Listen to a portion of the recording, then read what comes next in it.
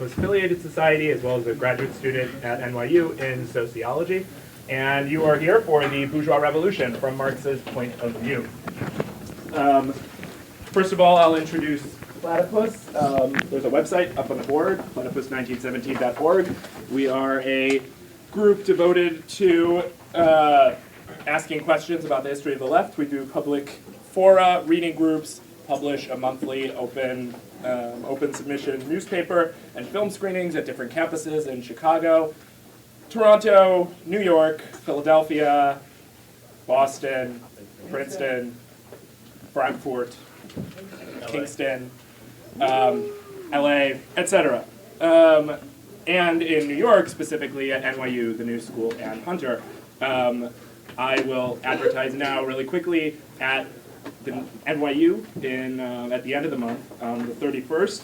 There is going to be a teach-in on the Communist Manifesto. We'll also pass out some advertisements for general NYC events of Platypus. Please feel free to come to the gymnasium and go to our table and pick up free copies of our newspaper, the most recent editions of which we have up here that you can also pick up after the forum to find out more about our group. I will also pass out, last thing, organizationally, Platypus has a number of other panels going on at the Left Forum, where, sort of as a whole, we're working on considering the history of Marxism as a political question for the present. So we are dealing with Lenin, Lukács, Luxemburg, other figures, not just in their historical, biographical form. Luxemburg really liked her cat, etc. But in their political relevance to their moment and their relevance or irrelevance to us today. So these are the other Platypus events this weekend. And very finally, a sign-up sheet for those interested in the group. Please put your email address down so we can send you announcements.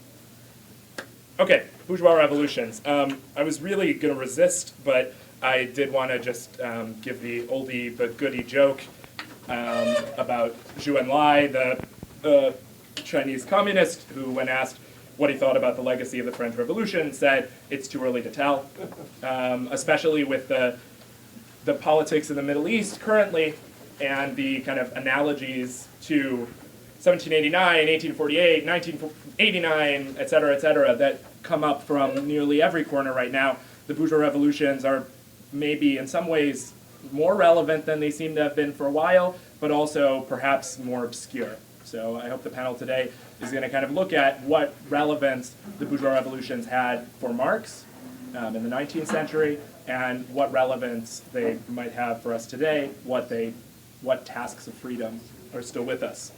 The panel description, just to kind of get a start as to what the panelists were thinking about as they wrote their comments, I'll just read it out. The bourgeois revolutions from the 16th through the 19th century, extending into the 20th, conformed humanity to modern city life, ending traditional, pastoral, religious custom in favor of social relations characterized by the exchange of labor. Abbe Sieyes wrote in 1789 that in contradistinction to the clerical first estate who prayed and the second estate who fought, the commoner third estate worked. What has the third estate been? Nothing. What is it? Everything. Kant, however, warned that universal bourgeois society would be a mere midpoint in humanity's achievement of freedom. After the last bourgeois revolutions in Europe of 1848 had failed, Marx wrote of the constitution of capital, the ambivalent, indeed self-contradictory character of free wage labor. In the late 20th century, the majority of humanity abandoned agriculture in favor of urban life, however, in slum cities. How does the bourgeois revolution appear from a Marxian point of view today? And our speakers on this topic, we're pleased to have starting on the left, James Vaughan, who is a member of Platypus Affiliated Society and assistant professor in the Department of History at University of Texas at Austin.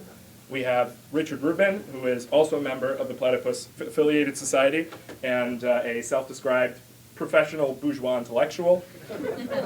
And Spencer Leonard, again, a member of the Platypus Affiliated Society, who is a historian at the University of Chicago. So I leave it to them. We'll have about the first half or so of the panel will be their remarks on the topic, and then we'll have an open question and answer session. Thank you very much. Okay, Okay, well, I guess in the principle of chronology and going in the order from least to most coherence, I'm going to start. But on all, it's quite seriously, the presentation is too long because of my typical irresponsibility, and so I'll read up to the 15-minute and then very quickly, crudely summarize some things. And also I realize I printed out a draft that has some spelling and grammar errors, so I'll be self-correcting as I talk. Okay, all those caveats aside. All right. One of the casualties of the defeat of international revolutionary proletarian socialism in 1919 and the subsequent decline and decay of the left over the course of the 20th century has been our collective ability to make sense of the world historic transformations and upheavals that marked Western Europe in the 16th, 17th, 18th, and early 19th centuries. Put differently, the failure and subsequent abandonment of the attempt to transform and to fulfill the modern world has left us with greatly diminished capacities for understanding its historical emergence and ensuing crisis. The exploration and colonization of the New World, the breakup of Latin Christendom, the emergence of the centralized territorial state and the Westphalian geopolitical system, the scientific revolution and the disenchantment of nature, the efflorescence of print media and the public sphere, the rise of the world market and global division of labor, and the Enlightenment are no longer seen as aspects of the historical constitution of capital, of the society mediated by the commodity form of labor. The waning of a vision of the rise and development of capitalist modernity as a complex and contradictory totality has left in its wake a series of disparate historical narratives about processes, events, and worldviews that bore little relation to one another. Cut loose from the shackles entailed in being the subject of this grand narrative, humanity is free to be subject to one damn thing after another. Of all the transformations and upheavals of the epoch of the constitution of pre-industrial capital, the content and meaning of the classic bourgeois revolutions remain the most opaque to contemporary social and political imaginations. Once understood as signposts on the road to the realization of humanity's potential for ever-expanding collective and individual freedom, revisionist historians and postmodern social theorists now debate whether these revolutions were avoidable interruptions in the otherwise evolutionary unfolding of liberal democracy or dangerous delusions that foreshadowed modern totalitarianisms.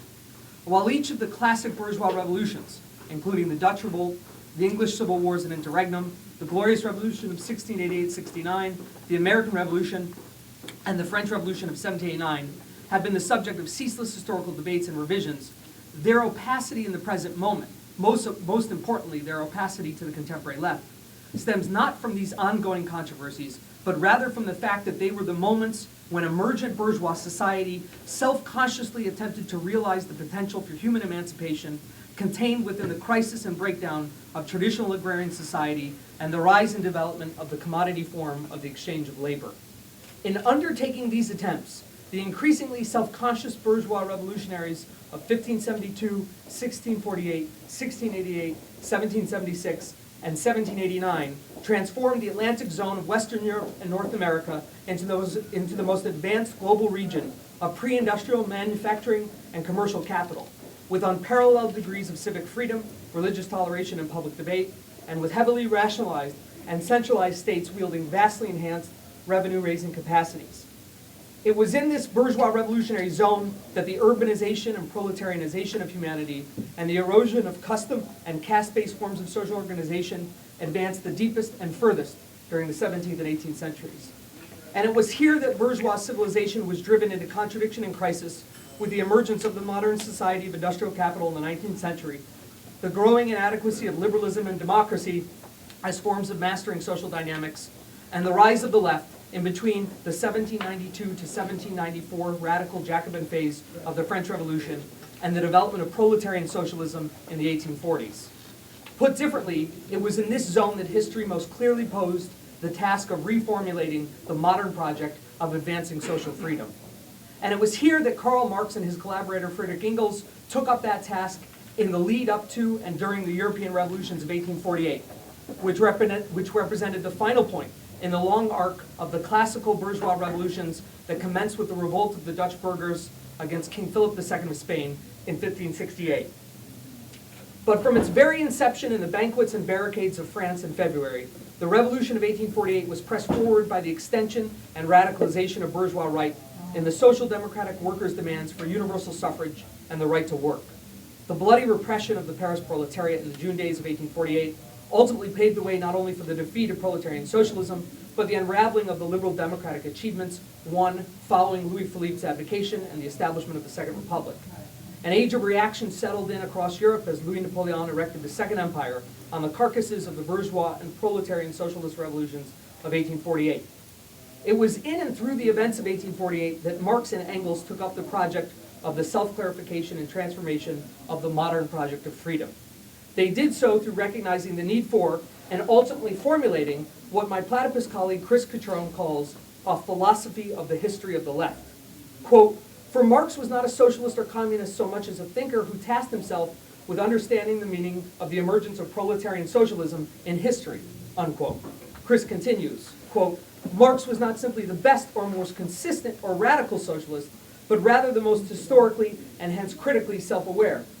For, starting with Marx, it is consciousness of history and historical potential and possibilities, however apparently utopian or obscure, that distinguishes the left from the right, not the struggle against oppression, which the modern right also claims," unquote. Part and parcel of the self-liquidation of the left in the mid to late 20th century has been the abandonment of the effort to foster and sustain a critical historical consciousness. The narrowing of political horizons to struggles against oppression does not allow one to adequately grapple with the radical break that capitalist modernity represents in the history of human communities. Furthermore, in the post-industrial revolution context, this narrowing of political horizons fails to provoke recognition of the radical potentials for self-transformation and self-determination that are both generated and constrained in the society structured by the dynamic domination of capital. For my purposes in this presentation, it must be noted that the left's failure to adequately settle accounts with the long arc of the classical bourgeois revolutions that preceded it and made it possible is part and parcel of the abandonment of critical historical consciousness in the name of struggling against whatever are the present discontents. How would those of us concerned with reconstituting a Marxian philosophy of the history of the left approach the problem of the meaning of the classical bourgeois revolutions? The remainder of this presentation attempts some vague and relatively crude moves in this direction. The starting point must be with the challenge Chris Cutrone put forth in his call for a Marxian philosophy of the history of the left. I quote again, "What would it mean to treat the entire Marxian project as first and foremost a recognition of the history of modernity tout court as one of the pathology of transition, from the class society that emerged with the agricultural revolution 10,000 years ago and the civilizations based on an essentially peasant way of life, through the emergence of the commodity form of social mediation to the present global civilization dominated by capital, towards a form of humanity that might lie beyond it," unquote. Where did the bourgeois revolutions of the 16th, 17th, and 18th centuries fit within this schema of capitalist modernity as the pathology of transition, a schema that I deeply agree with? These revolutions were, broadly speaking, bound up with the period of, quote, "the emergence of the commodity form of social mediation," what I have previously referred to as the historical constitution of pre-industrial capital, out of the deep historical background of settled agricultural civilization. They were bound up with this period of emergence, but they were not entirely of it. Furthermore, without this long arc of bourgeois revolutions, quote, "the present global civilization dominated by capital," unquote, with the potential for its self-transcendence and the realization of, quote, "a form of humanity that might lie beyond itself," would never have come into being. I'm aware of the underspecified and somewhat obscure character of these comments, but I hope to elucidate them by way of comparison to two interpretations of the relationship between the transition to capitalism and the bourgeois revolutions prevalent in post-1920s Marxism and on the left more broadly. The first interpretation views the emergence of capitalism as a stage in the evolutionary progression of humanity's tool-making capacities. According to this account, there is a trans-historical tendency toward the systematic growth of the productive forces, which gives rise to and then bursts through successive class-based relations of production. On this reading, the capitalist epoch does not involve a qualitative break with the past, but rather a quantitative increase in humanity's mastery over nature. Within this schema, the bourgeois revolutions are understood as the more or less unconscious means by which the ripening productive forces of the medieval period burst through the fetters of the feudal mode of production. An alternative interpretation explicitly opposed to the technological determinism of the former account contends that capitalism emerged out of the class conflicts of the European Middle Ages between lord and serf in the countryside and guildmaster and journeyman in the town.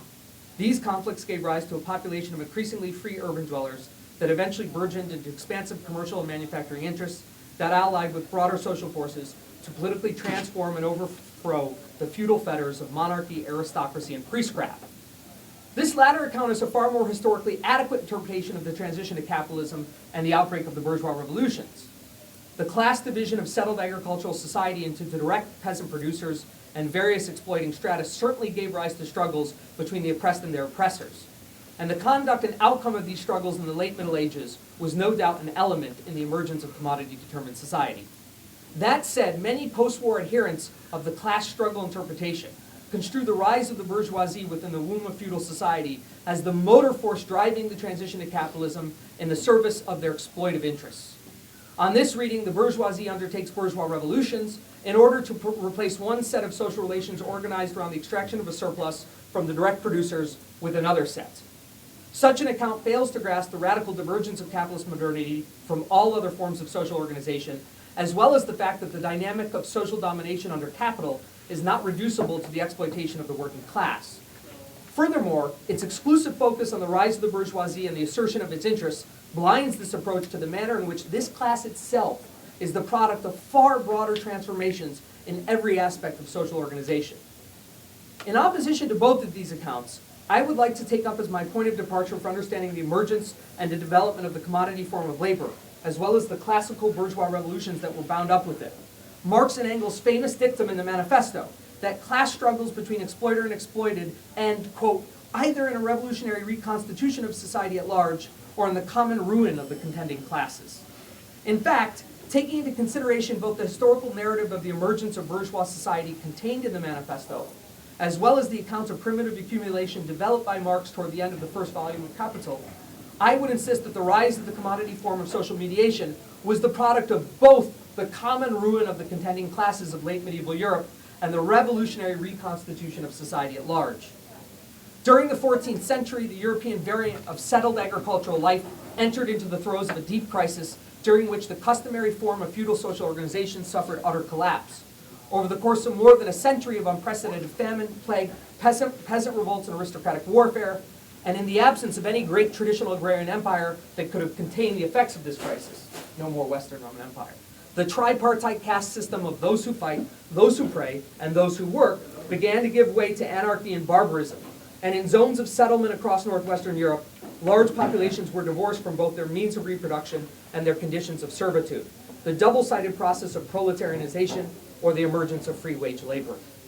By the 15th and 16th centuries, the vast expansion of social interdependence across areas of Western Europe gave rise to the commodity form of the exchange of labor.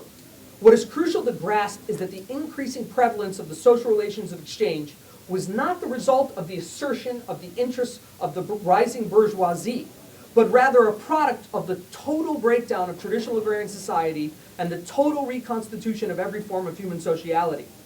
Thus, the rise of the bourgeoisie in Western Europe was not the motor force driving the entire process of social transformation into commodity-determined society, but rather a symptomatic expression of the total transformation of society in its length and breadth from the bottom up via the double-sided process of the emergence of free wage labor from amidst the rubble of a caste structure that determined the entirety of one's life trajectory at birth. The rise of the bourgeoisie was the symptomatic expression of both humanity's increasing freedom from bondage and humanity's increasing freedom to determine the ends of its individual and collective existence. Thus, while the classical bourgeois revolutions were bound up with the emergence of commodity-determined society, they were not reducible to it. In other words, commodity-determined society is on the table long before any of the classical bourgeois revolutions break out. For at the core of each of the major bourgeois revolutions was the desire to master this large-scale social transformation through deepening and extending it, and in doing so, increasing the scope for individual and collective freedom.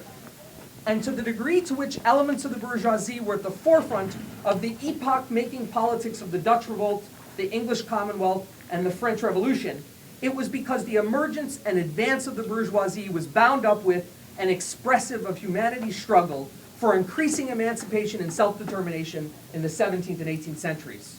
As Marx argued in March of 1848, and I apologize, it's a long quote, but it's necessary. The revolution of 1789 was only prefigured by the revolution of 1648, which in turn was only prefigured by the rising of the Netherlands against Spain. Yes, I'm pretty orthodox in how I take this. Both revolutions, that is the English and the French, Both revolutions, the English and the French, were approximately a century in advance of their predecessors, not only in time but also in content. The revolutions of 1648 and 1789 were not English and French revolutions, they were revolutions of a European pattern. They were not the victory of a particular class of society over the old political order, they were the proclamation of the political order for the new European society. In these revolutions, the bourgeoisie gained the victory, but the victory of the bourgeoisie was at the time the victory of a new social order, the victory of bourgeois property over feudal property, of nationality over provincialism, of competition over the guild, of the partition of estates over primogeniture, of the owner's mastery of the land over the land's mastery of its owner, of enlightenment over superstition, of the family over the family name, of industry over heroic laziness, of civil law over privileges of medieval origin. And here's the rub. The revolution of 1648 was the victory of the 17th century over the 16th century. The revolution of 1789 was the victory of the 18th century over the 17th century. Still more than expressing the needs of the parts of the world in which they took place, England and France, these revolutions expressed the needs of the whole world as it existed then. So what does any of this mean? I mean, essentially, I'm already at my mark here. So what does any of this mean? I mean, I could go into the details of fleshing this out, but needless to say, I'm very orthodox in that approach. Something that I didn't mention with the emergence of it, what this all means essentially is the bourgeois revolutions already have at their core, right, the attempt to realize a form of freedom that's being experienced and desired to be deepened and strengthened. And it's only the successful breakout of some of them that actually even brings into being the problem of industrial capitalism. And that's really essential, right? It's already the deliberate and conscious attempt to transform the world that we inherit a world which we in turn have to transform, that deliberate conscious attempt to transform that world. That all being said, very, very quickly, to do a very crude scheme, and I'm sorry, I'll be very, very quick here. Essentially, the Dutch Revolt is basically at the end of the day, very quickly, I've talked about the commodity form of labor. The traditional caste and custom-based society is trying to save itself. And the principal way in which it tries to save itself is the territorial absolutist monarchy, the reintegration of priestcraft and aristocracy into the divine right of the king. Okay? He becomes the personal expression of the attempt to preserve the old world. And in that sense, what the Dutch Revolt represents is almost in the way that in Italy and the Hanseatic League Germany it simply can't happen. The Dutch Revolt is like a combined league of commercial rising bourgeois urban centers forming together into a league of city-states and essentially not defeating this absolutist attempt but holding it at bay by fighting against the great absolute power of the period, Spain, over the 80 Years' War from 1568 to 1648 and demanding in the Treaty of Westphalia, where the absolutist attempt to preserve the old world demands its self-recognition. The Dutch also demand their self-recognition as a self-determining bourgeois commercial republic. And in doing so, they make possible, although they only hold at bay and they're very limited in their resources, they make possible the emergence of the potential for bourgeois revolutions in other zones of the world, above all in England.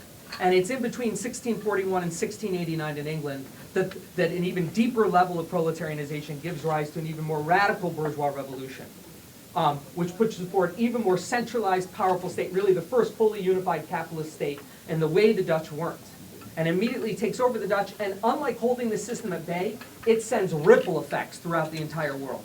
And the Austrian Habsburgs, the Spanish Habsburgs, and then the Spanish Bourbons, and the French Bourbon all begin to collapse as a result. And to finally just sort of conclude here, the French Revolution. The French, in a sense, pay a price for not having an earlier bourgeois revolution. Because what's happened is the absolutist French state, in the midst of this superior competition of the Dutch Republic and the English Commonwealth and the English constitutional monarchy, the post-1688 constitutional monarchy, attempts to put one foot in the world of commercial bourgeois society, but to do it to preserve the old world, right? And it keeps trying this. The course of the 18th century is essentially at its heart that. It essentially falls asunder, and it has a liberal revolution very briefly, but it's in the heart of European absolutism. It's surrounded by counter-revolution. It itself gives, because it's so late in its bourgeois revolution, is the initial beachhead of the counter-revolution against it. It's supported by all the other great European absolutisms, and in that sense, it gives rise to the radical concentration of power in the Jacobins and in the plebeian masses who demand their bourgeois right, who are supporting the Jacobins in Paris, in the streets of Paris. It gives rise to the project to, as Marx puts it, carry out the bourgeois revolution in plebeian means, to deal finally with the final enemies of the bourgeois revolution, absolutism, and in doing so, to finally come up against the limits of what is this project of bourgeois self-emancipation that's been unfolding since the 16th century. But again, the French would not have played out that way without the success of the English Revolution, and the English Revolution would not have played out the success of the Dutch. I hope it's clear how each inherits it. And the very last thing I will simply say is a quote from the eve of the French Revolution from someone who's very dear to Spencer and myself, the Abbe Raynal, who Spencer is also influential on Spencer's subject of his talk, Adam Smith. Raynal wrote in 1772, in the English translation of his text to his English audience, he wrote, "There's been a revolution in the commerce and in the power of nations, and in the manners, industry, and government of the whole world in general. At this period, new connections were formed by the most distant regions for the supply of wants they had never before experienced. A general intercourse of opinions, laws, and customs, diseases and remedies, virtues and vices was established throughout the world. Everything has changed and must change again. But it is a question whether the revolutions that are past or those which must hereafter take place have been or can be of any utility to the human race. Will they ever add to the tranquility, the happiness, and the pleasures of mankind? Can they improve our present state, or do they only change it?" And that's the question that Marx and Engels inherit and transform. And I'll stop there.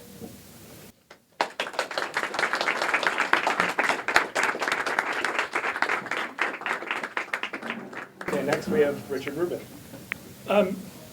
Unfortunately, yesterday I realized that my laptop had disappeared, possibly stolen or possibly not. But in any case, so what written remarks I had, I don't have, so I'm just going to improvise and speak. I'm not going to speak as my learned colleagues on both right and left are, and I'm going to talk in a somewhat different vein and probably for a shorter length of time, which would be good. The question I was asked to address was essentially the relationship between the bourgeois revolutions as a political process and the scientific revolution, which happened essentially at the same time, the rise of modern science. So the image that springs to mind is of a famous meeting between a young English tourist in Italy and a famous Italian scientist in 1638.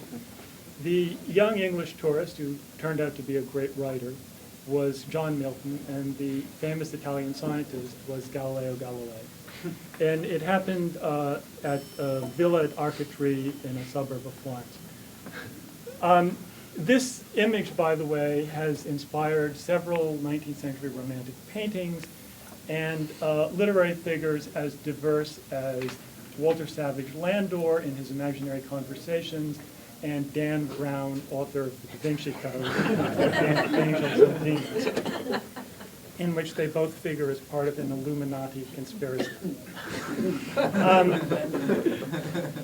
In any case, although this is described, there's some historical debate about whether this meeting actually happened. Certainly both men were in Florence at the time. Part of the poetic aspect of the meeting is another thing, is that Galileo was blind at the time. And of course, Milton at the end of his life also went blind. So you have here the metaphor of the artist, the man of letters, meeting the great man of science who was blind, and supposedly went blind because of looking too much at the heavens, which again is no doubt poetic fiction, but it's a great metaphor. And then the poet, who also, one has to stress, particularly in this context, not only was, in my view, and many people, the greatest English language poet of the 17th century, but he was the first left-wing writer in the English language of importance, as opposed to people, Shakespeare, his politics were support of the British monarchy. You don't have any politics in Shakespeare. Whereas Milton was engaged in a politics that one can describe without too much anachronism as left-wing. He was an English Republican. He wasn't the most radical wing of English republicanism, but he was certainly on the left wing of English republicanism and supported one of the great bourgeois revolutions, perhaps the central bourgeois revolution of the 17th century. Now, the reason I want to focus on that image of this meeting as sort of a metaphor is that the classical narrative of the relationship between the bourgeois revolution and the Enlightenment is, or was a fairly optimistic one. And this optimism is one that carries over into a Marxist tradition. To Voltaire, who was really quite ignorant of modern science of the 18th century, but loved Newton. I mean, he didn't understand Newton, but you know, he read, there were a lot of popular science books in the 18th century the way there are now, for people who couldn't deal with the actual mathematics. And the image of Newton as a kind of liberator was a very powerful image in the 18th century. An image that actually a lot of 20th century has scholarship shown to be anachronistic, because actually Newton spent more time writing on alchemy and biblical prophecy than on his actual physics.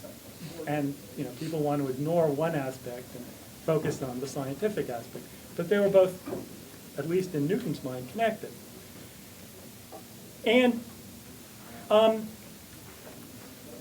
clearly, so what I want to focus on is this sort of metapolitical question about science and its relationship to the Enlightenment, and the two types of Enlightenment, okay? Because the Enlightenment has a twofold aspect. One might call it the 17th century Enlightenment and the 18th century Enlightenment. So when we normally think of the Enlightenment, we think of the 18th century, we think of the criticism of society that led to the French Revolution. But before that, there was a kind of revolution in human thinking about the way people could know nature. Now, clearly these two aspects of science, the Enlightenment vis-a-vis human society and the Enlightenment vis-a-vis nature, don't necessarily coincide. There was an interesting David Brooks piece that appeared in the Times a while ago. And it's about how, you know, David Brooks is sort of this neoconservative commentator, but it was about how there's this new view of human nature. And the line that was interesting was not what the new view of human nature was, that was sort of more about organic and social connection and less based on reason. He said it's more based upon a British Enlightenment tradition than a French. In other words, he's counterposing 1689, the Glorious Revolution, the later British Revolution, to the radical bad French Revolution that leads to Bolshevism and the attempt to remake society along rational grounds. And it turns out that this relationship between the rise of modern science and bourgeois revolution is actually quite complicated. I mean, obviously these things happen at essentially exactly the same time. So the takeoff of modern science, the breakthrough, happens precisely around the end of the 16th century, takes off in the 17th century. The 17th century is the birth of modern science, beginning with physics, and then, you know, spreads first to chemistry. You have the figure of Lavoisier, whose founding text, which really is the founding text of modern chemistry, appears in 1789, and so forth. It's actually a complicated phenomenon in several respects. For example, there is a narrative that likes to believe that, you know, the rise of modern science, it's this getting rid of superstition, getting rid of the tyranny of the Catholic Church. There is, for example, among this sort of a tendency, for example, to denigrate the Middle Ages and praise classical antiquity. Now, the interesting thing, and a lot of historical research has shown this, if you look at the whole of classical antiquity, you find from the Athenians down to the end of the Roman, you find almost complete technical stagnation. Now, interestingly, the late Middle Ages, you know, this feudal Europe ruled by the Catholic Church, shows a considerable amount of technical progress. So it was not a stagnant period. And there's one sort of book that takes a revisionist argument and says, well, one could imagine this alternate history in which imagines an industrial revolution happening under the sponsorship of a feudal, united feudal Europe ruled by the Catholic Church. Now, without going into too much detail, I think most of us intuitively recognize this as nonsense. That you weren't going to have, you know, an industrial revolution that proceeded straight from the society of the 13th to 14th century. directly into that of the 19th century, that suddenly under the Catholic Church and the feudal lords, you can start building railroads and so forth. Not because these centuries were intellectually stagnant, quite the contrary, but because the processes of what was new in these centuries, to the extent that it was new, and to the extent that would have inherently disrupted the order of the society. Similarly, there is a narrative that will say, if you look at the 16th century, in the 16th century, we think of, the Renaissance. Well, really in the 16th century, the real center of the world economy was Ming China. It really wasn't Renaissance Europe. But again, you have to look sort of at the processes that were inherent in sort of the future development of society. And I think that, again, without being Eurocentric, one has to say that there were certain dynamics, as much intellectual as social, but both intellectual and social, that were occurring in Western Europe that from the 17th century on transformed in a fundamental way the human relationship with both nature and the possibility of understanding human society. Now the problem for Marxism, and I will just end this at a very brief point because I know that there's a problem with that.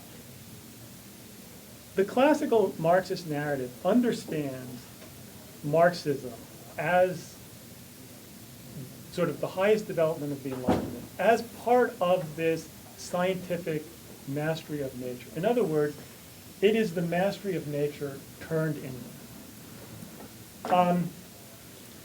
And there has been a tendency, again, in classical Marxism, to understand Marxism itself as a form of scientific knowledge. Now, most people in this room would have difficulty thinking of Marxism in the same category as physics, biology, etc. And clearly there is a difference. And it's very hard now to describe exactly what that difference is. And I would argue that the ideological phenomenon that most parallels Marxism is psychoanalysis. In terms of a category of knowledge that does not fit in clearly to the paradigm of what science is. Because the question of what a science is one that is a product itself of the bourgeois revolution.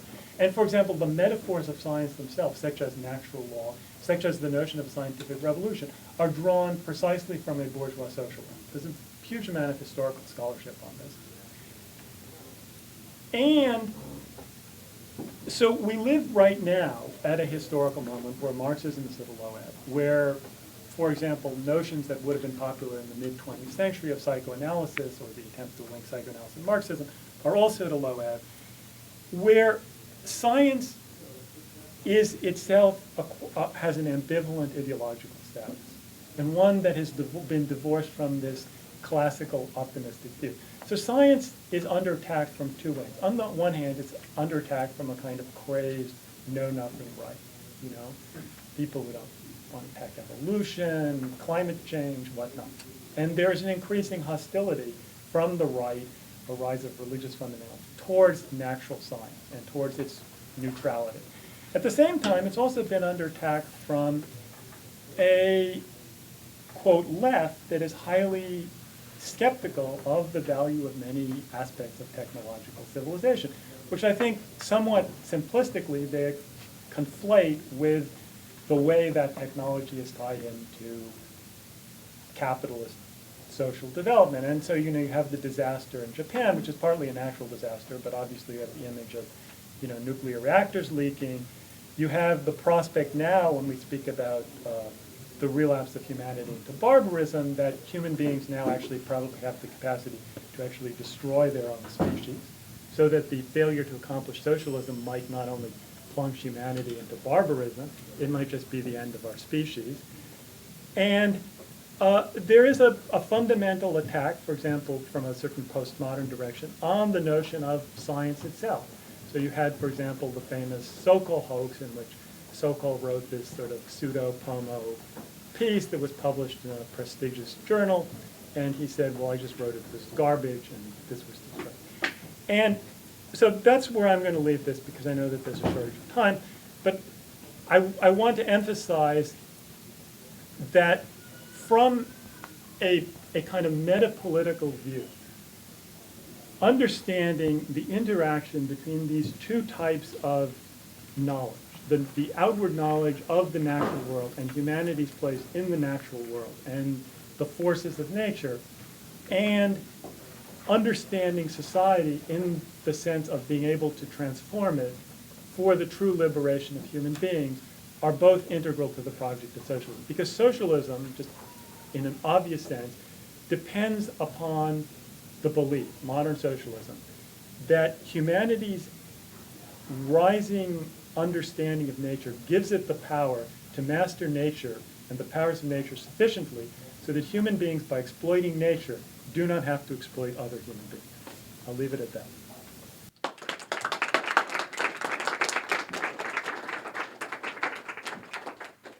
And finally, Spencer Leonard.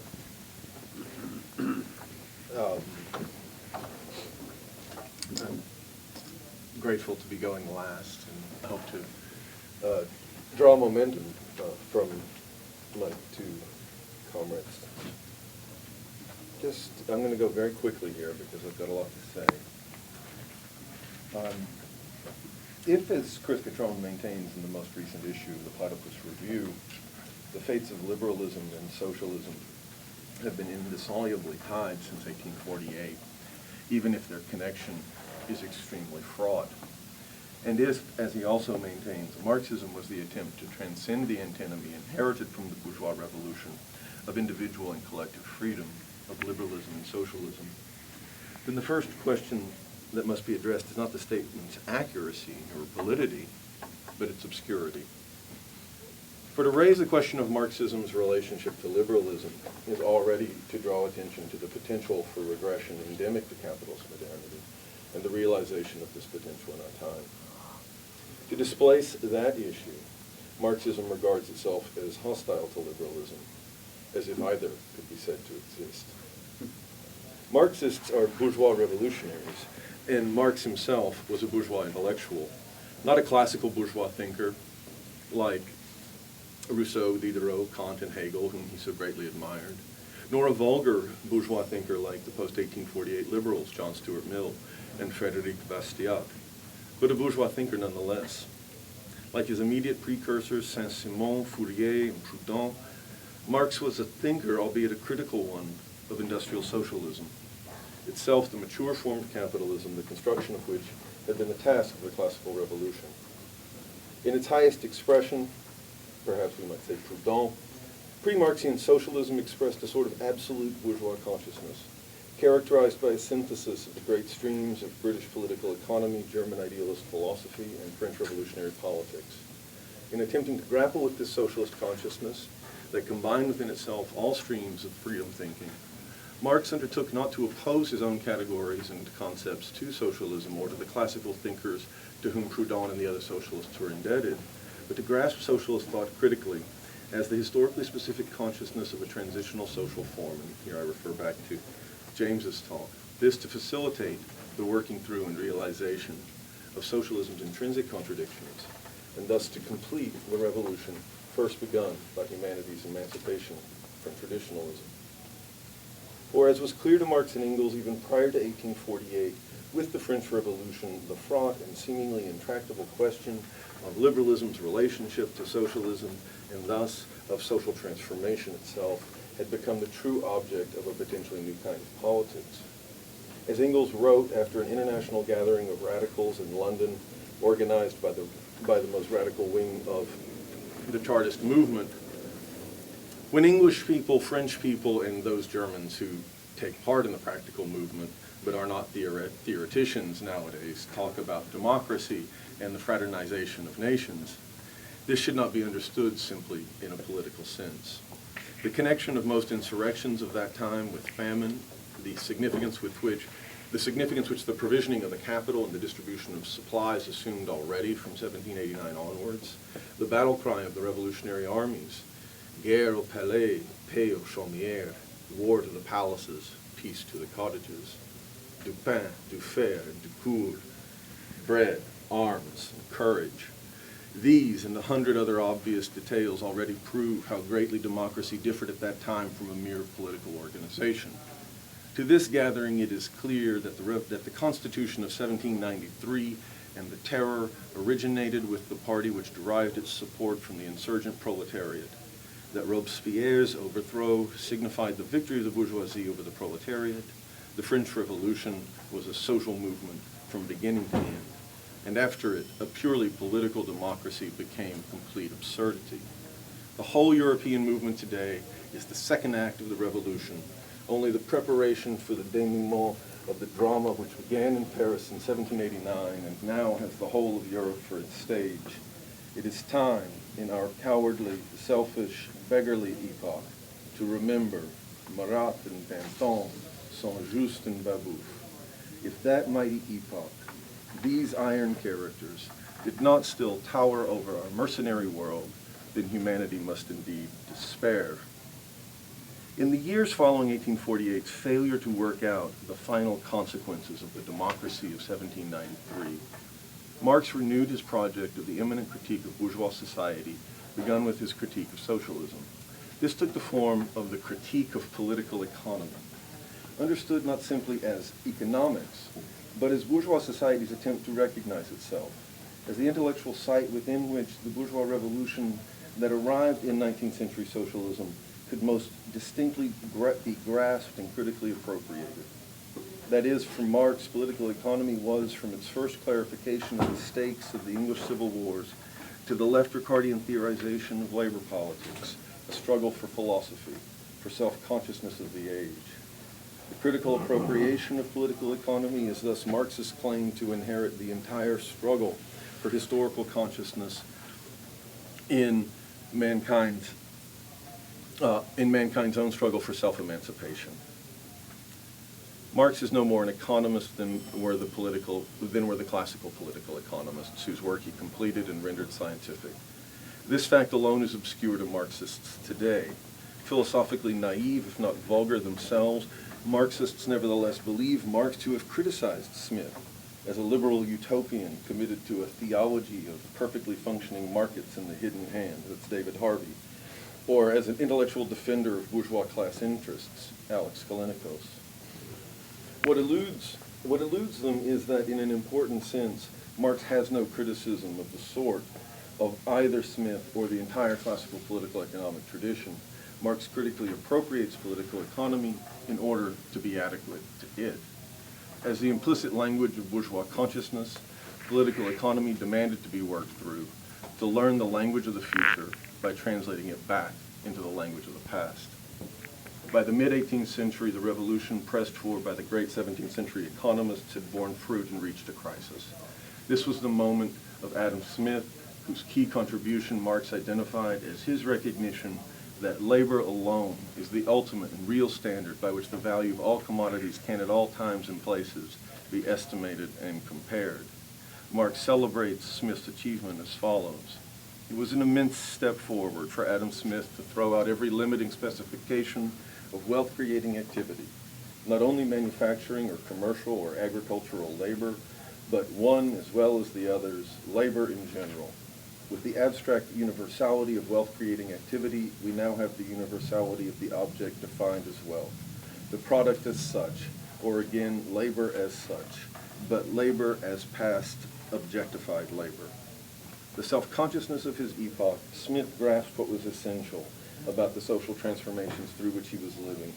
As his work described and pushed for the generalization of wage labor, bourgeois society stood poised on the edge of industrial revolution. Anything short of the full commodification of labor would retard this development and would perpetuate what Smith viewed as a kind of slavery. As Marx remarks, Smith's is the language of the still revolutionary bourgeoisie, which has not yet subjugated to itself the whole of society, the state, etc. Capitalism propelled enlightenment and vice versa. Political economy was, as Engels wrote, of a piece with the genesis and development of the capitalist mode of production. As a science and a form of consciousness, it began with a critique of the survivals of the feudal forms of production and exchange, showing the necessity of their replacement by capitalist forms. Bourgeois society arose and could only arise through revolution, Rather than a struggle between the bourgeois class and the feudal ruling classes, bourgeois society arose as a human self-emancipation. It thus had to become conscious of itself, and political economy was a crucial philosophical expression of that consciousness. Smith lived in a time when the generalization of wage labor was in prospect, building upon while relaying the foundations of the legacy of political economy. He grasped the necessity of advancing the value form as a project of human emancipation. Indifference to any specific kind of labor presupposes a developed totality of real kinds of labor, of which no single one is any longer predominant. Smith's abstraction of labor, I'm quoting Marx, as such, is not merely the mental product of a concrete totality of labors. Indifference towards specific labors corresponds to a form of society in which individuals can with ease transfer from one labor to another, and where the specific kind is a matter of chance for them, hence of indifference. Not only the category labor, but labor in reality has here become the means of creating wealth in general, and has ceased to be organically linked with particular individuals in any specific form. Locked in a Burkean recoil from the age of economists, the left today is oblivious to what Marx grasped fundamentally, that classical political economy's demand for the realization of bourgeois society gave conscious expression to the revolutionary aspirations of laboring mankind. One more quote from Marx. The classics of political economy represent a bourgeoisie which still struggling with the relics of feudal society works only to purge economic relations of feudal taints, to increase the productive forces, and to give new upsurge to industry and commerce. The proletariat that takes part in this struggle and is absorbed in this feverish labor experiences only passing accidental sufferings and regards them as such. Economists like Adam Smith and Ricardo, who are the historians of this epoch, have no other mission than that of showing how wealth is acquired in bourgeois production relations, of formulating these relations into categories, into laws, and to showing how superior these laws, these categories are for the production of wealth to the laws and categories of feudal society. Political economy's demand for private property was no less revolutionary than Proudhon's demand for its abolition. Indeed, the demand for the abolition of private property, as Marx had already discerned in his earliest critique of Proudhon in 1844, was precisely a demand for the realization of bourgeois right. To take the later category, for it is only by universalizing the right and necessity of labor that alienation could be rendered openly and politicizably contradictory. In Marx's famous remarks in the Grundrisse upon the method of political economy, he locates Smith within the history of the conceptual revolution of the dialectical science of society. In its earliest phase, political economy struggled to wrest free from immediacy. It began with the population, a chaotic conception of the whole, and by a process of abstraction moved analytically towards ever more simple concepts, from the imagined concrete towards the ever more attenuated abstractions until it arrived at the simplest determinations. Here is the process that the likes of Petty, Bois-Guilbert, North, Barbon, and Locke undertook in the last third of the 17th century, as a result of which bourgeois legal and institutional forms were deliberately and unmistakably put in place for the first time. In that heroic period of the founding of the science of capitalism, thinkers began with the living whole, with population, nation, state, several states, etc., and they always concluded by discovering through analysis a small number of determinations, abstract general relations, such as division of labor, money, value, etc. Already by the 17th century, what Marx wrote in 1843 to his erstwhile friend and comrade Arnold Rouge was true. Post-feudal society had become a philosophical object, and for this reason, philosophy had changed. It had become worldly. Smith's critical breakthrough in The Wealth of Nations, the actual conceptual breakthrough of the work, turned, as I've shown, on the abstract conception of labor and value. For the chaotic conceptions of the foundational years of political economy has been substituted in Smith a political economic system which ascends from simple relations such as labor, division of labor, need, exchange value, to the level of the state, exchange between nations in the world market. Marx comments this is obviously the scientifically correct method. Smith's analysis doesn't stand outside of its object. Rather, rising from the abstract to the concrete is the way in which thought appropriates the concrete. Commenting on this passage from Marx, Karl Korsch writes, "The material relations of production of the capitalist epoch are only what they are in combination with the forms in which they are reflected in the pre-scientific and bourgeois scientific consciousness of the period. And they could not subsist in reality without these forms of consciousness. And indeed, as Korsch goes on to assert, were not capitalist society philosophical in this sense, were there no such coincidence of consciousness and reality in the great works of bourgeois political economy, there would in fact be no way in which a critique of political economy could function as a theory of social revolution. No less surely, though with less self-awareness than did Marx and Engels, Smith expressed in general terms actual relations springing from an existing class struggle, from a historical movement going on under his very eyes. Smith's thought was critically bound up with his society in a double sense. It was of that society even as it advanced it. That this same capitalist society later failed to realize and overcome itself is alone what renders Smith ideological. Smith addressed himself to the competing schools of political economy as a philosopher of freedom. Grasping what he called commercial society in order to renew the revolution formed his leading preoccupation. As political economy's historical consciousness, that is, as the historical consciousness of bourgeois revolution, Marx's critique flows out of Smith's. It's neither assimilable to, and yet it's neither assimilable to nor extricable from political economy. Just as Smith presupposed and sought to advance the 17th century revolution, Marx presupposed Smith in 1793 and sought to render them historically conscious. For Marx, this required achieving a deeper sense of historical specificity than Marx needed rendering conscious capital's transitional character. It's this critical project of completing and realizing capital, initiated by the bourgeois revolution and taken up by Marx, that's been lost sight of today. Like the vulgar thinkers of the post-1848 bourgeoisie, today's left fails to advance beyond their predecessors, regressing behind their level. And just as the vulgar political economists elicited no more from Marx's pen than a torrent of vitriol, today's left is beneath critique.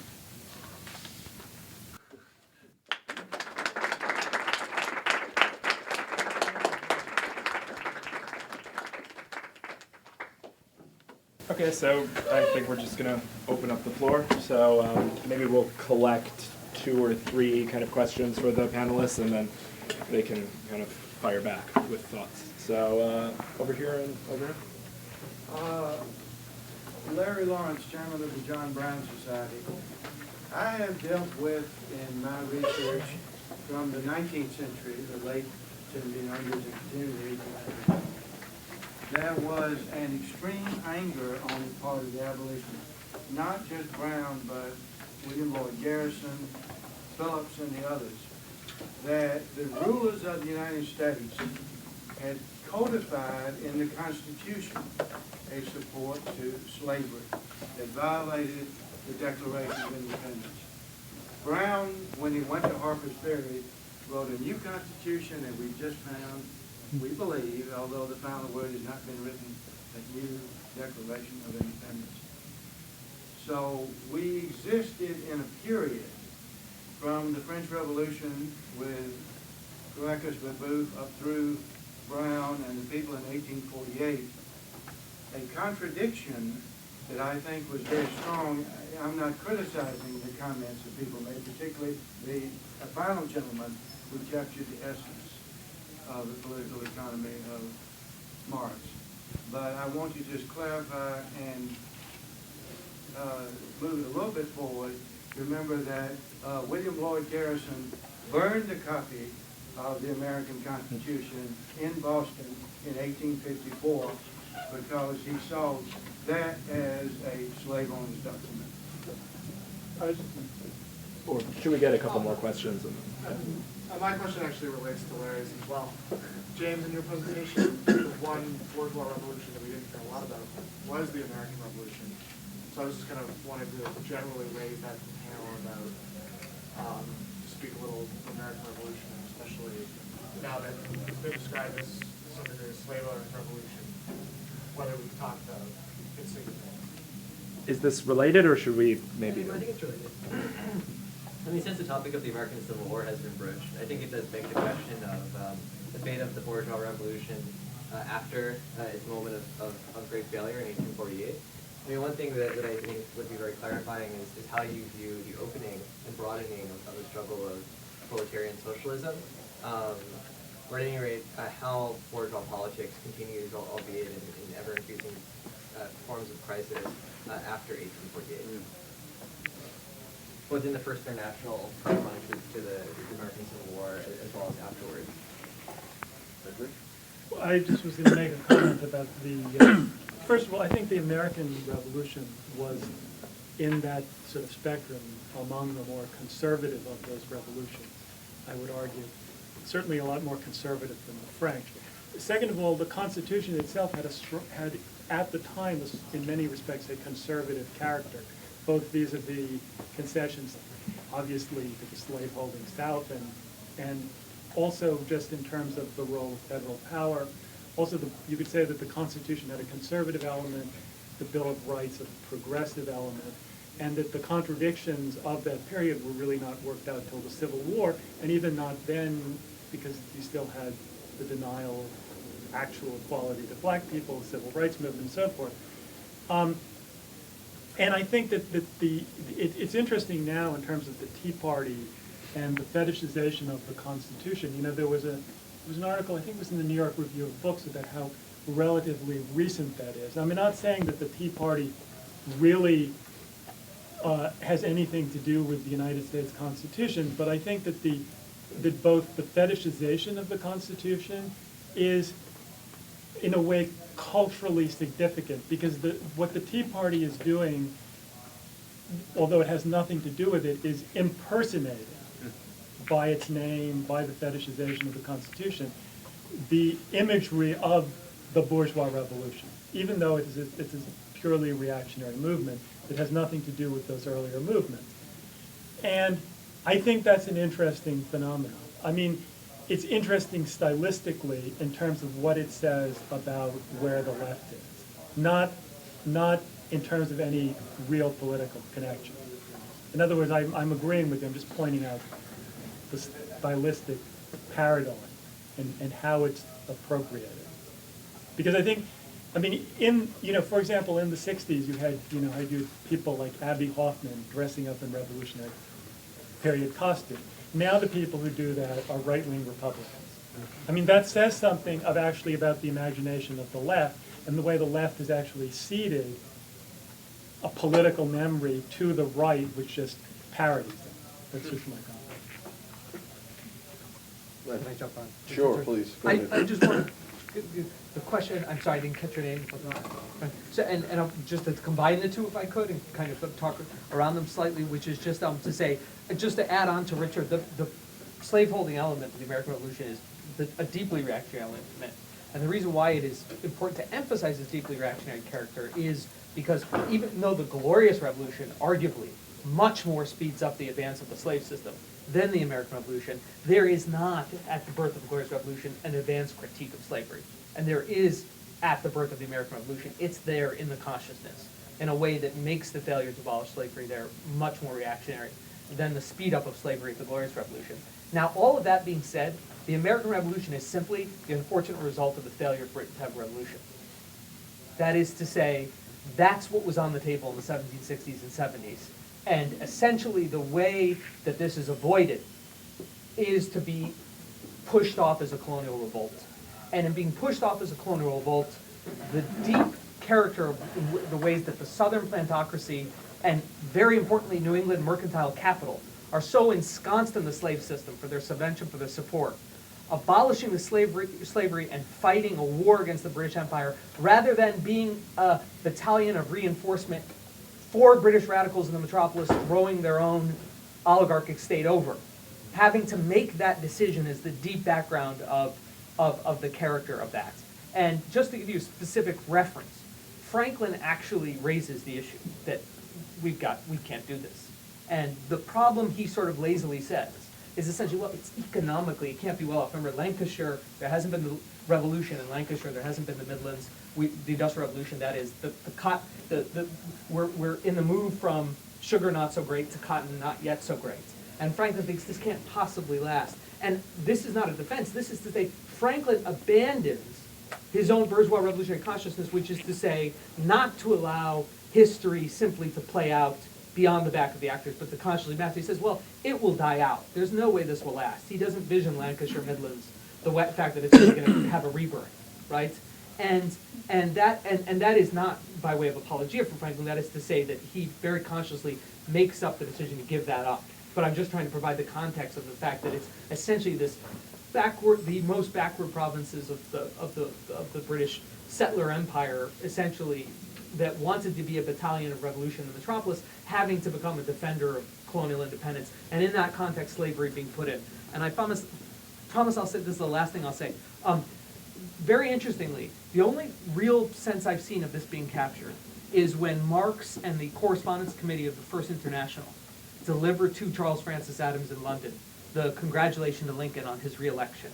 And in that address, where they famously refer to Lincoln as that single-minded son of the working class, in that address, they say explicitly, the slaveholders' republic, that is the Confederacy, has to leave the Union because at its heart, the Constitution is an enlightened document and is founded in the Declaration of Independence and is founded in self-evident character. And in other words, that what Marx says in there, what the First International says is there's a sense in which what the Confederacy to preserve slavery has to leave this Union because it's clearly motivated by this bourgeois revolutionary sense of constantly pressing forward practical reason, constantly pressing forward self-emancipation, and they must abandon that document. So I do think it's really important on some level that it be seen to be recognized that the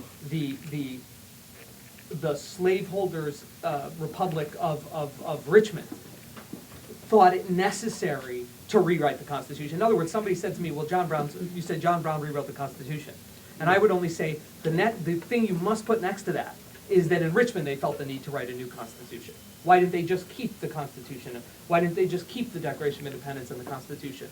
Why did they feel the need to have a new founding document? I think that's of vital importance. I was also going to just add one point. Even though the left wing, and I emphasize the left wing, of both the French Revolution of 1789 and the earlier British Revolution of the 1640s, both had a critique of slavery.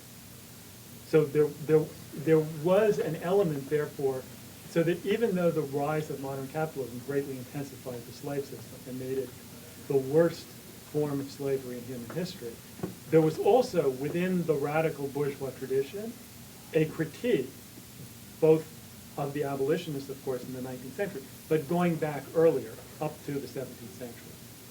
Just as there was a critique of other forms of inequality that modern bourgeois society was perpetrating. Just if I add one point to this, James mentioned that in a sense the most problematic character of 1776 is that it's not a British Revolution. I think if you hold Thomas Paine's lines about liberty being given leave to depart from Britain and calling on America to receive the fugitive, as he puts it, in Common Sense, together with The Wealth of Nations, which is I think one of the most powerful critiques of the American Revolution at its birth. You capture something of a kind of split within the British left over the American question. And to get at the issue of why Smith recognizes the necessity of renewing the revolution, one of the things that's very clear in The Wealth of Nations is that his critique of slavery is that slavery in the West Indies is in some sense a function of the revolution of the 17th century. That it's worse to be a slave in bourgeois society, in a fully bourgeois society, than it is to be a slave in a society where there hasn't been a bourgeois revolution. In other words, he's making a clear distinction between modern slavery and pre-modern slavery, and he contrasts the position of a slave owned by a British master who has full rights of disposition over his property to a Frenchman who he basically says, well, a Frenchman exists in a kind of hierarchy. He views the slave as below him, but he recognizes his own servitude in relation to others. And in that sense, he has to recognize the humanity of the slave as well. And so there's a consciousess in Smith of the tasks of the British Revolution being the abolition of slavery in its most brutal form, in the form brought about by the bourgeois revolution itself. And I think that that's really at the very heart of the Wealth of Nations is a recognition of the way in which it's not just a question of the revolution of the past being incomplete. It's a question of the revolutionary task, the revolution of the past generating new tasks that have to be addressed. Here. What about me? Oh, I'm sorry, I didn't see you. So you're number 3. All three of your talks try to make it clear how Marxism took the task set by the bourgeois revolutions, continued them and kept them alive. However, Marxism practically died in the sometime between the 20s and the 30s. So I think there's an ambiguity in your attempt to point towards the progressive character of the bourgeois revolutions because it doesn't have a progressive character anymore. I mean, you can say that it had one to Marxism, but to some extent I think there's a danger in claiming that these revolutions continue to have a progressive character today. So the question then is, how do you conceive of what you're doing towards this project that's like, I don't think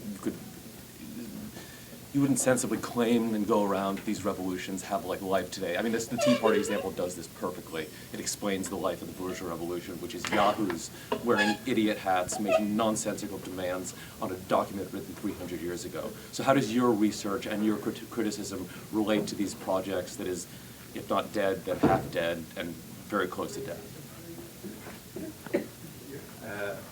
My name is Lars Lee. I'm giving a paper, as a matter of fact, in the next slot on Lenin, and I recommend it to you because I'm actually going to be talking about Lenin and bourgeois revolution, Lenin's view of bourgeois revolution, specifically the October.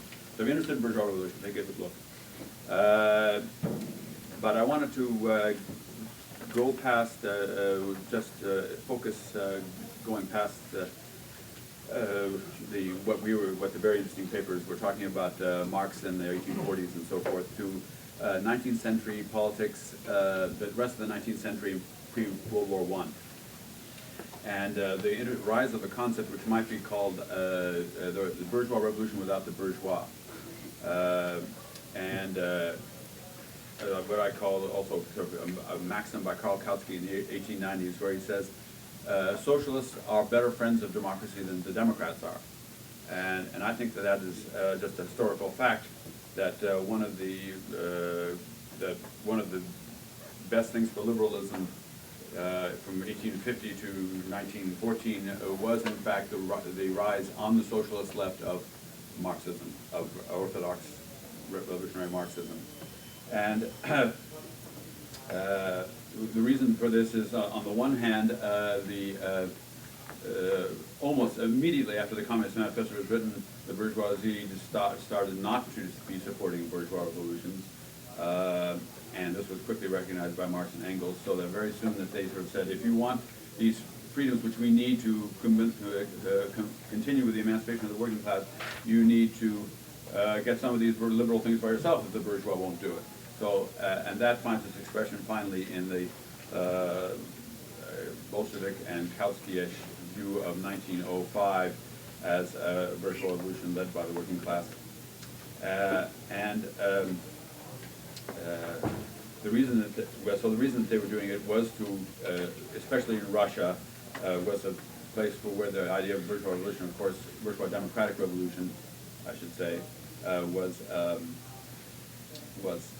very strong for obvious reasons, and also the concept which has been obscured in history of revolution, democratic revolution to the end, d'Acansaz, a phrase which unfortunately has been obscured by translations and scholarship, but what it meant was a bourgeois revolution that went all the way further than any previous bourgeois revolution to transform Russia. It was a Bolshevik concept, well, a portion of social democracy in general. So they had the idea of a radical bourgeois revolution as a mighty transformation of Russia, which they very much were inspired by. It wasn't the glass half empty, it was the glass half full. Yeah, I have a number of things to talk about. I have a number of points to raise about Karl Marx and the bourgeois in the United States. What worries me a lot here is that we don't say that the bourgeois and capitalism were products of slavery and colonialism, and that the bourgeois supported plantation capitalism.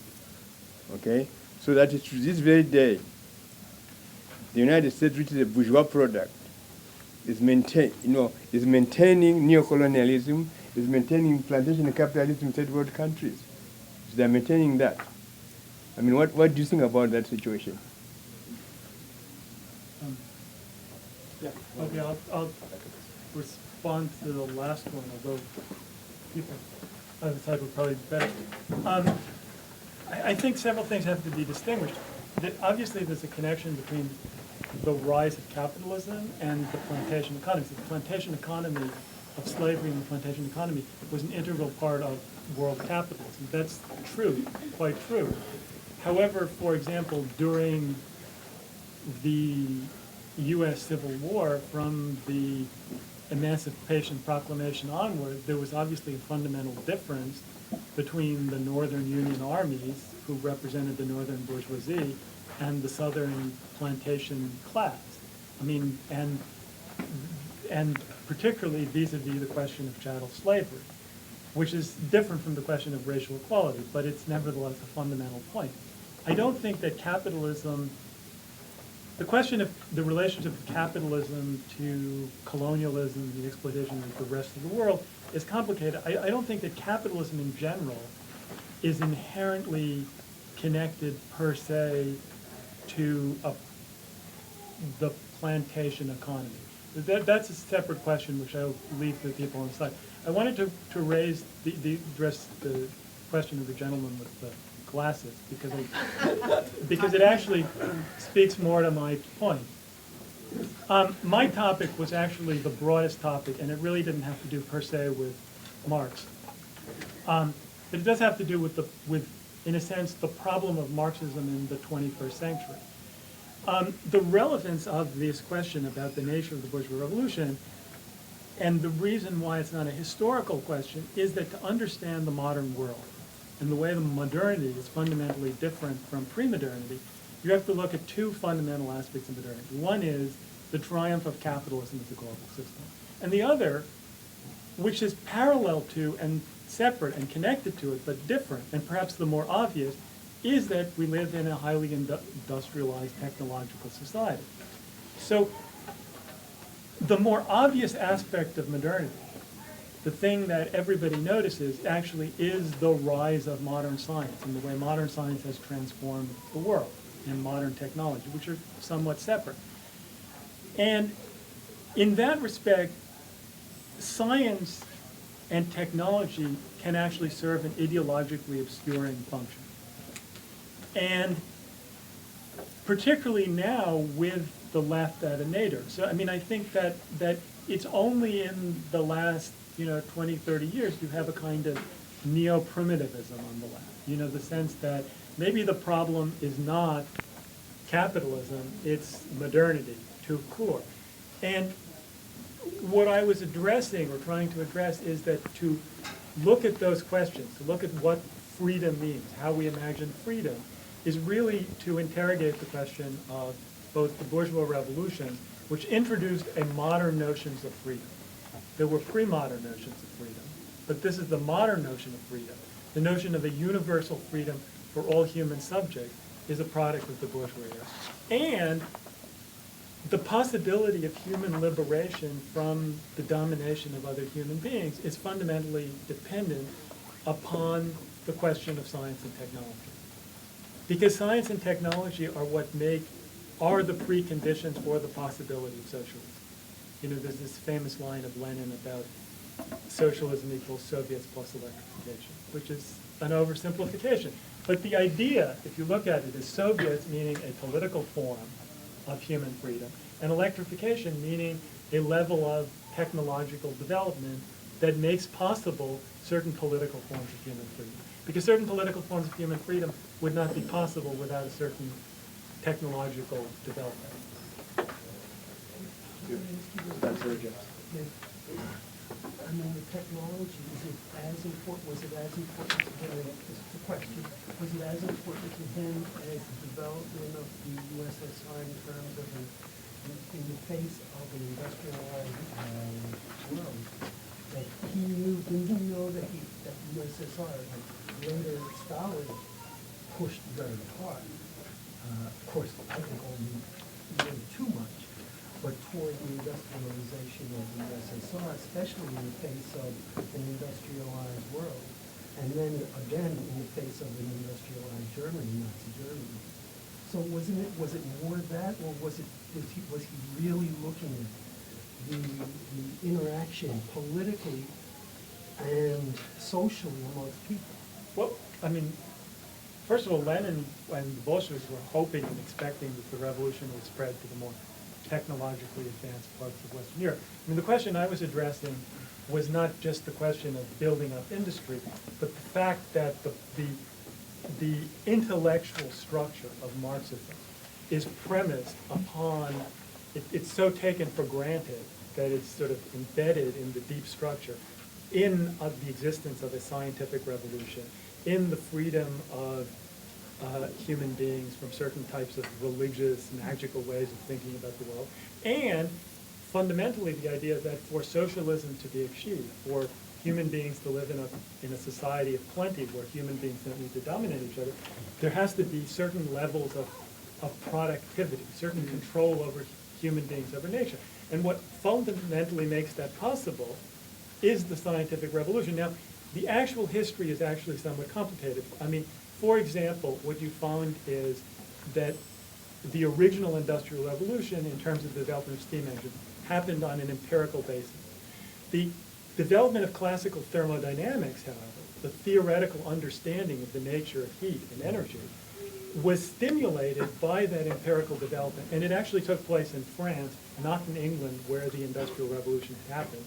And the relationship between science and democracy, or technology and democracy, is very complicated. It's not true that democratic or egalitarian societies necessarily make the biggest scientific progress. It's with a revolution. Right. So what I'm pointing out both the connection and the ambiguity of France it. killed Lavoisier, right? Okay, but someone should answer Yes, Ms. you answer, Gentleman's and question. James. You should answer the question. Ben left, I was going to answer Ben, but he's gone. But you should answer his question, plantation. Well, there are a lot of points I also want to address. Lars's issue. What I would say is that with the rise, with the adoption of party politics, of the practice of party politics, post-Marx, or late in Marx's life and Engels' life, the rise of the SPD and of the Second International, and the grappling, those parties, those parties in their political practice are not only anticipating a bourgeois revolution, for instance, in Russia, they're attempting to drive a bourgeois revolution. They're attempting, in that, in a sense, the question at the heart of, I guess I would say this, that theories of permanent revolution, theories of worldwide significance of the Russian Revolution are deeply, I think, fundamentally related to the reform and revolution debate itself, where the question of how to address the conscious constitution of history, of course, has become transformed in the post-1848 environment, where its success within Marxism itself, that Marxism itself is generating a kind of static bourgeois consciousness,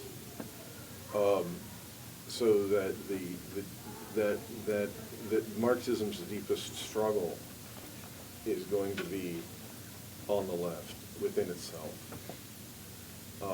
and I think that is that recognition and practice, without going into any detail about the question. I mean, in other words, at the heart of the issue of bourgeois revolution, in a way, James and I would talk about, the issue isn't bourgeois revolution, proletarian revolution. The issue is the revolution, right? The issue is the transition from traditional society to a society of human freedom. And the way in which that task changes with the rise of industrial society. In particular, what I would just sort of cryptically flag as a transformation of the relationship between theory and practice, which is, I think, is at the heart, and it's just rediscovered on a higher level in many ways by Lenin, Luxemburg, and for a time Kautsky. Now, to relate that to this gentleman's question, what I would point out is, while it is true, the issue of slavery is struggled over within the bourgeois epoch, within the pre-1848 epoch. But the melancholy, in a sense, of the abolition of slavery is that it is in a context of a rising industrial society that's rendering the necessity of human labor superfluous. So that the long-term fate of many former slave populations is going to be the inability to labor at all, not under any conditions, but rather the simple absence of wages, being a wage laborer with no work. And that is at the very heart of the problem. That's at the very heart of the issue of the debased character of liberal thought post-1848. That it's what for Smith is a revolutionary project of emancipating people into wage labor, which is an emancipation from traditional forms. That with that generalization of wage labor in Europe, there is generated a dynamic within capital that creates a fate for many parts of the world and many peoples of the world that is in some ways more melancholy than slave plantations. It's that sort of utter superfluity of humanity in the context of what James referred to as history is one damn thing after another, where history sort of is happening to humanity as a kind of accumulating catastrophe. When the emancipatory project of the bourgeois revolution is left kind of stillborn, that I would connect the way in which, in many ways, slavery, the fall of that the abolition of slavery has really failed to realize the promise that it had in the 1860s in fundamental ways. Without going beyond that, we have to sort of grasp the form in which the abolition of slavery takes place in order to understand the subsequent racism that justifies the superfluity of human beings. James, did you have anything to add? Just two very quick minor points, which is just to,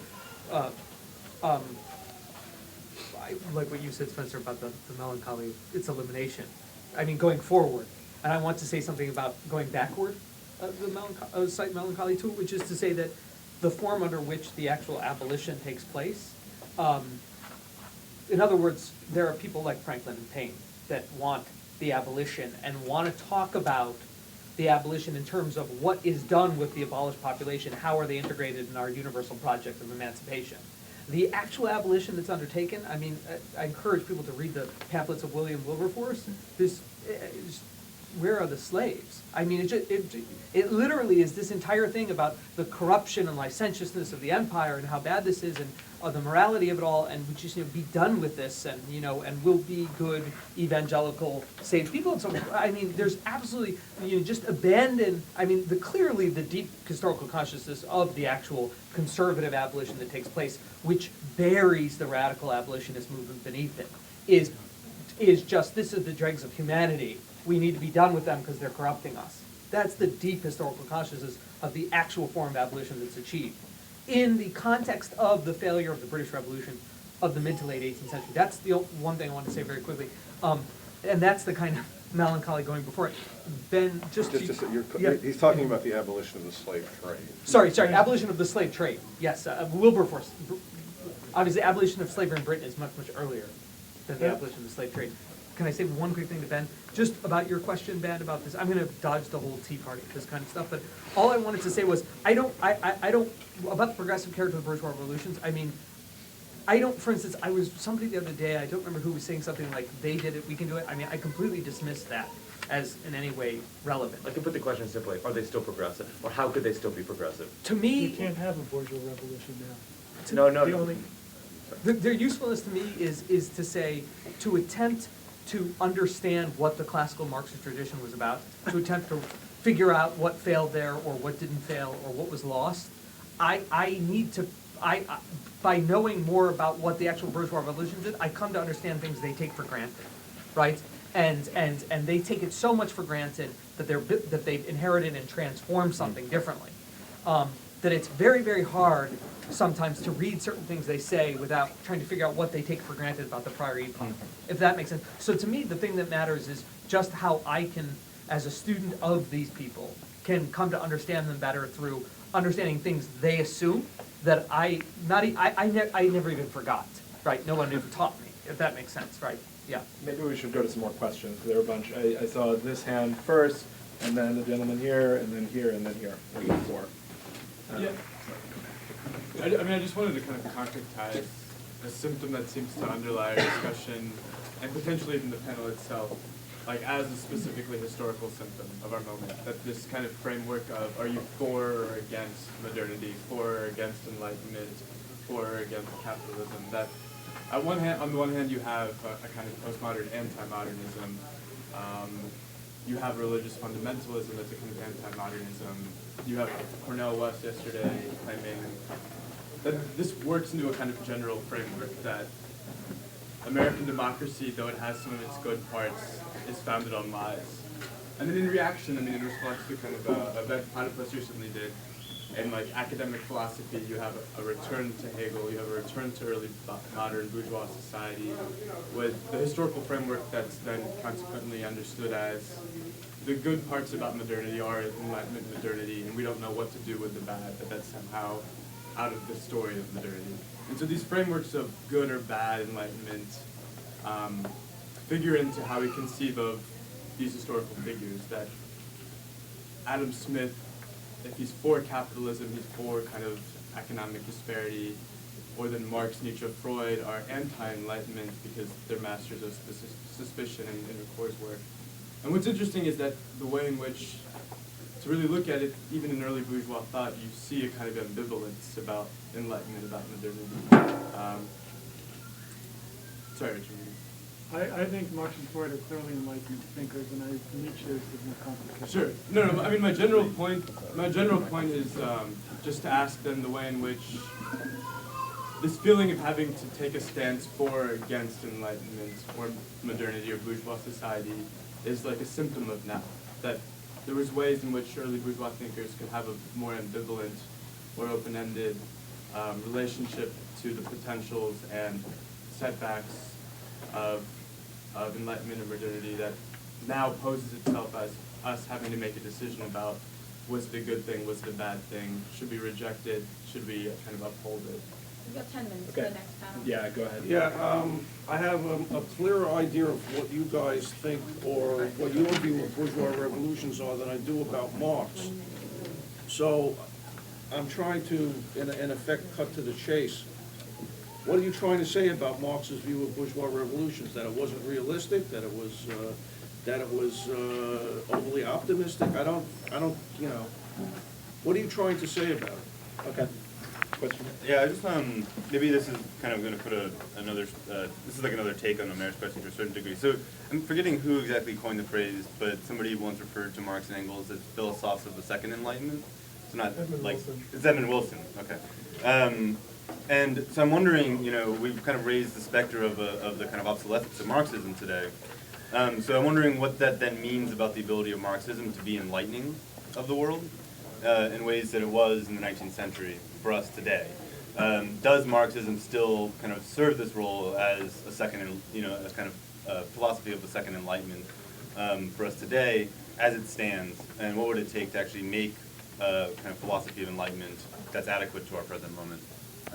And what relation would that have then to the Second Enlightenment and the First Enlightenment? Okay, and question up here. I wanted to sort of ask the question about the current status of the bourgeois revolution. Specifically, I think, James, you quoted my article on Egypt. You know, do we treat this sort of commonplace discourse that returns, right? Because in 1989, we had a kind of moment in which people were like done with 1789, in which the collapse of Stalinism meant that we could put aside the whole question of revolution as a sort of, not only a long detour from 1917 to 1989, but from 1789 to 1989, you could have modernity without revolution. That was the predominant discourse 20 years ago.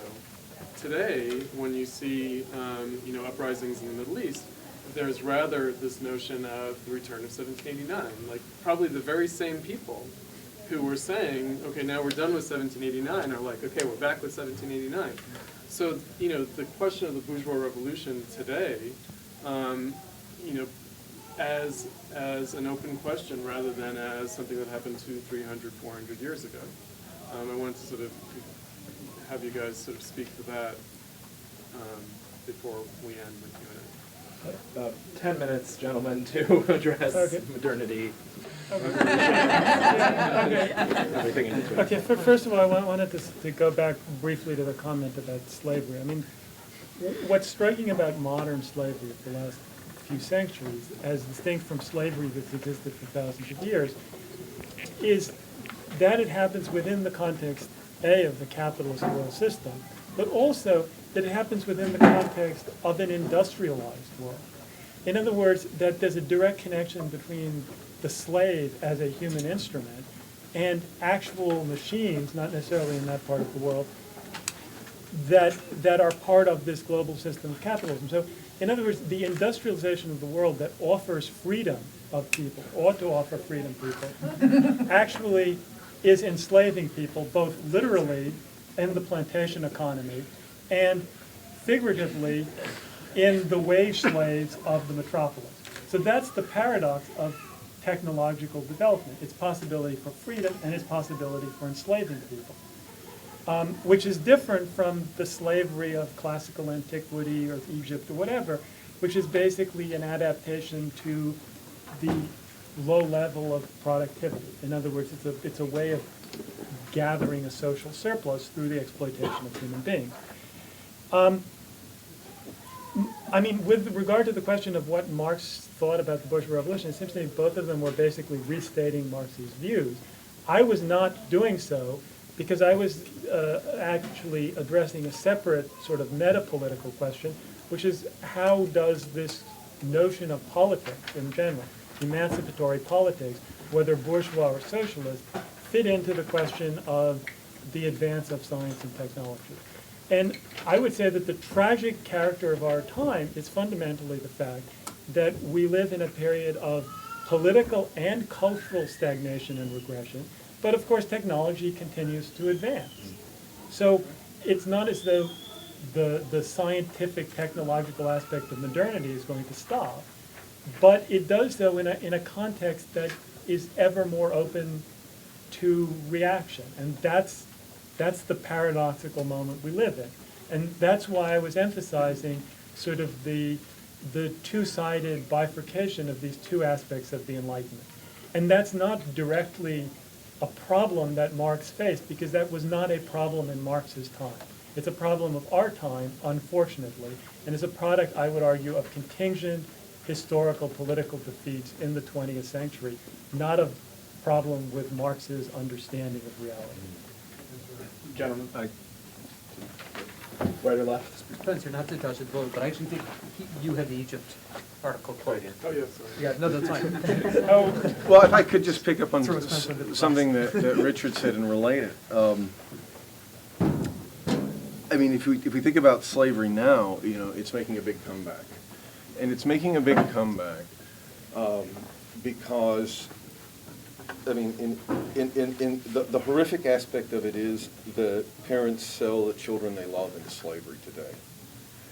And if you think about the brutality of that,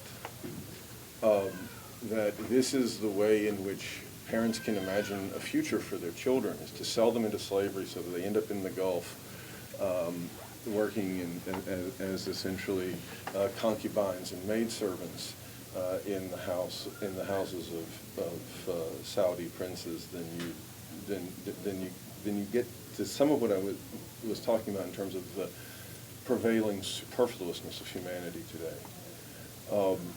This is, and I think here I would differ with Richard on 2 points. One is that the issue of what is the nature of the understanding of society, I think was very much at the heart of both of our presentations. The question of the scientific understanding of society. And more importantly, I think that there's nothing but a bourgeois revolution possible today. I think there never was anything other than a bourgeois revolution.